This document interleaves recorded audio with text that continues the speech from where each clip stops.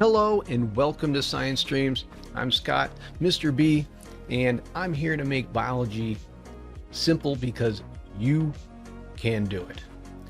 I'm going to break down what you need to know about proteins today in this video.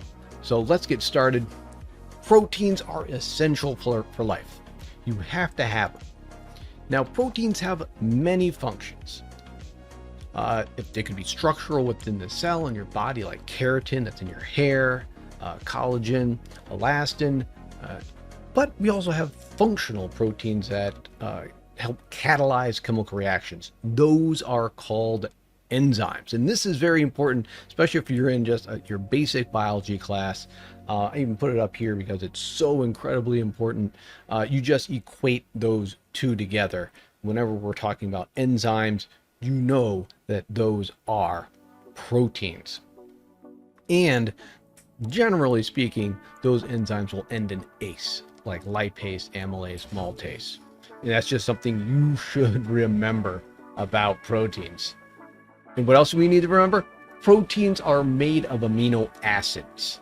It's a polymer of amino acids. And amino acids have two main functional groups. We have the amino group, this nitrogen. You remember our functional groups? I said they would be important in a previous video, and they are, and as well as this carboxyl group over here. The carboxylic acid that this can become, they give it a charge. Therefore, this makes it an amino acid, right? It can dissolve in water, right? That's important, right? It makes it polar. But what does happen is the structure of your amino acid will change its function within how it works within that protein. But first, how do we get to that protein from just a single amino acid? We have to combine those amino acids together by dehydration synthesis. You got it. If you've watched the previous videos, you know that a lot of biological molecules, they come together by dehydration synthesis. This is no different when making a polypeptide from our monomers, the amino acids. We use dehydration synthesis and combine them together using a peptide bond. So this is a specific term we use for combining these two amino acids together, and then we can string all those amino acids along and we get a polymer. This polymer is called a polypeptide. You can see that here in this picture, right? We can string all these along. You know, they have different names. We're not going to get too much in the names right now. We'll go over that later. So we bring them together, those monomers, by dehydration synthesis to make peptide bonds to make a polypeptide. Now, each of those amino acids will have its own little structure that'll help determine the overall structure of that longer polypeptide, that protein.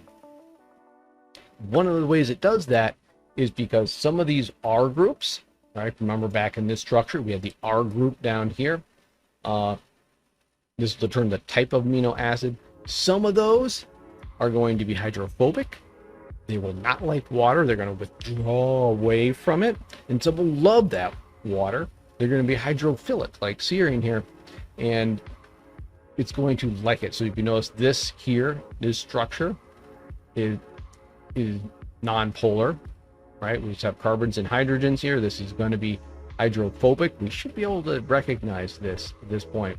And this one, you notice, will lose that hydrogen possibly and become hydrophilic, because it'll become charged and become polar. So when you place it in water, and your cells, your body is made up of a lot of water, some of these will come away from the water and some will go towards the water. And this determines that protein structure, and the structure determines the function. Structure equals function. And there are 4 levels within a protein.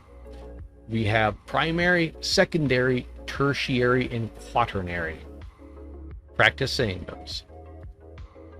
If we look at these, the primary structure is just that string of amino acids. Now that string can coil up into an alpha helix. That's a secondary structure. It could also go into a beta sheet, which is a flat sheet. I'm not going to get into the exact structure of these. That's beyond the scope of this particular video. And so we have these alpha and beta sheets, that secondary. Many of those together, as those fold up, will give us the next structure. That is the tertiary, the third level, that three-dimensional structure of alpha helices and beta sheets. And if we have multiple proteins combining together, then we can get a quaternary structure. This happens in many things from hemoglobins. Often we will find these quaternary structures in nature. So those are the 4 levels of protein structure. And remember, that structure of the protein will determine its function. Okay. Other takeaways to remember when we're talking about amino acids and proteins to help you on those tests and quizzes is we have nitrogens, right? So amino acids, that amino group has nitrogen, right? Whereas remember, a carbohydrate does not.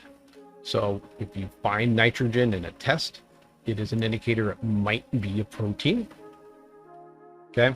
And up above, enzymes are proteins.